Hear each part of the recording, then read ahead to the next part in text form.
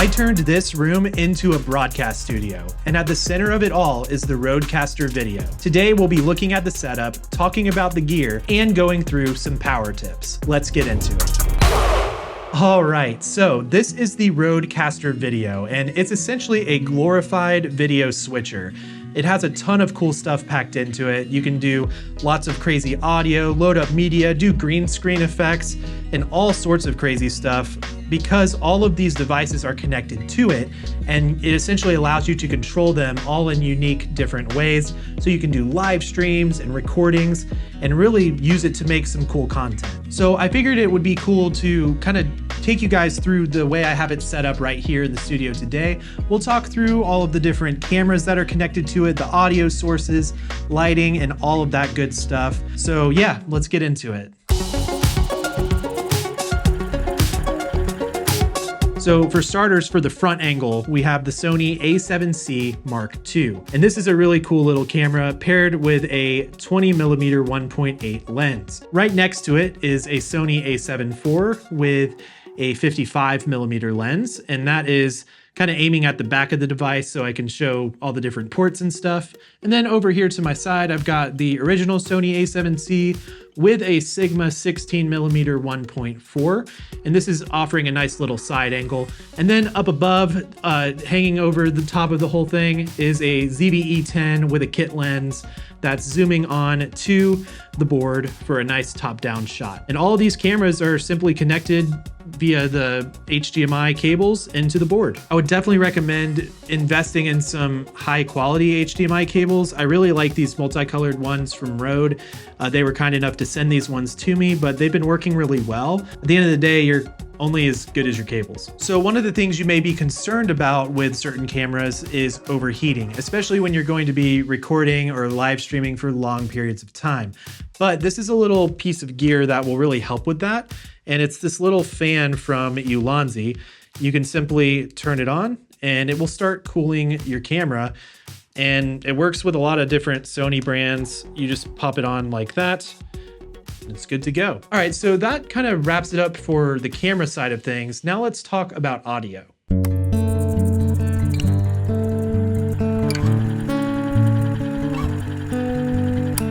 So it's really the audio side of things that makes this device so special because it's more than just a video switcher. It actually has all of Rode's preamps and plugins packed into this thing. It's basically like the equivalent of a much larger RODECaster packed into this small little device because you can plug in, XLRs or instruments, and you're able to put all of Rode's processing power onto that, which is really cool for when you're trying to do live streams or podcasts or just recording videos, because you have the benefit of that higher quality audio packed into a pretty minimal device. So let me show you guys what I actually have connected to this thing right now. For starters, I have the Shure MV7 microphone, which is one of my absolute favorite microphones for solo creators because it's just so versatile. And you can plug this in via the XLR cable and use all of Rode's plugins with it, which is pretty cool. I also have my guitar plugged into it, as well as this wireless microphone setup right here. It's wirelessly connected to the device, which is really cool because I can actually go over to the computer and mix and control and adjust all of them. I can even get into like messing around with a bunch of different EQs and noise gates and just all kinds of stuff to really make this audio super powerful. So you guys know me, and I wouldn't be able to do the setup video without talking about the lighting. So let's talk about what lighting I have going on that is helping turn this whole thing into a broadcast setup.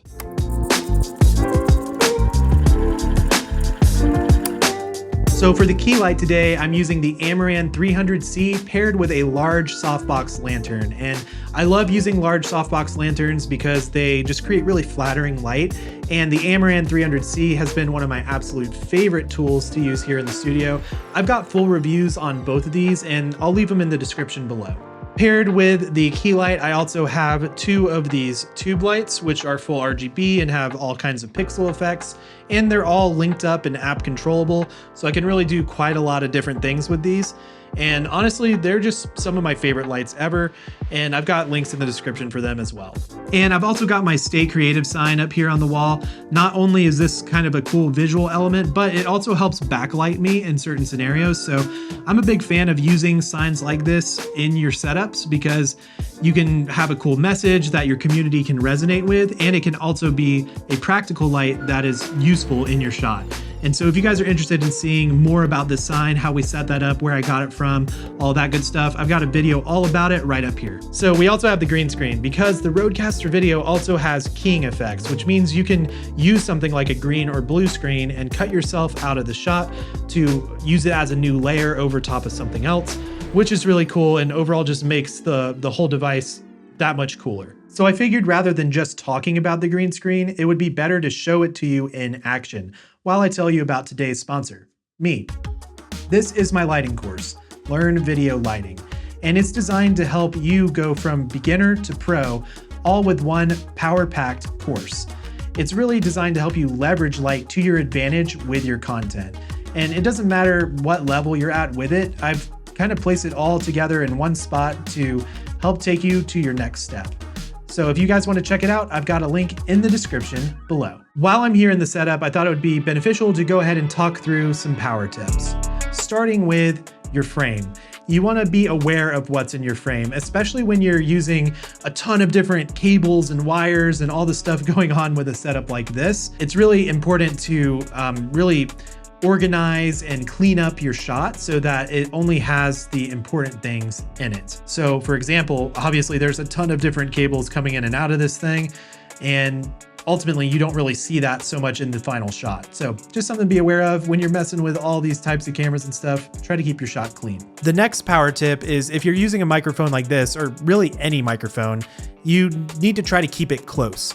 So if I have something like this, but I'm standing way over here, or I'm not talking into it, it's not really going to do it much justice. Or for example, this shot here where I have the microphone on my chest, ultimately it is still pretty close proximity to my mouth. So with this, I'm able to be hands-free and move all around, and I can still keep the microphone very close to me. So you just want to be aware of that with your setup. The next power tip is to decide if you want to operate your show in studio or instant. When the RODECaster video is in instant, as soon as I touch one of these buttons, the cameras are going to switch. It's very fast, everything moves really quick, and so you want to be aware of that. And in certain situations, this would be super effective, especially if you're a solo creator or a gamer or something like that.